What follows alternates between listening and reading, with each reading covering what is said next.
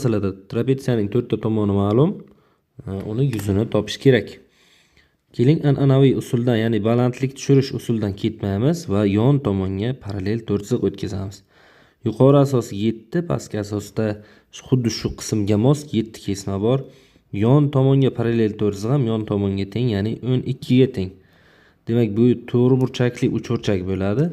Ya'ni bu 7, katta asos 27 ni ayirsak, bu yer 20 bo'ladi.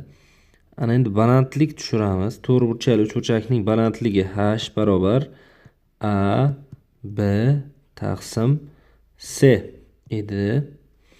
12 ga bo'lsak 3, 12 ga bo'lsak 5. 48 taqsim 5. S barobar yuqori asos qo'shilgan pastki asos taqsim 2 ko'paytirilgan h. 34 taqsim 2 17 ko'paytirilgan 48 taqsim 5. Ya'ni 816 taqsim 5.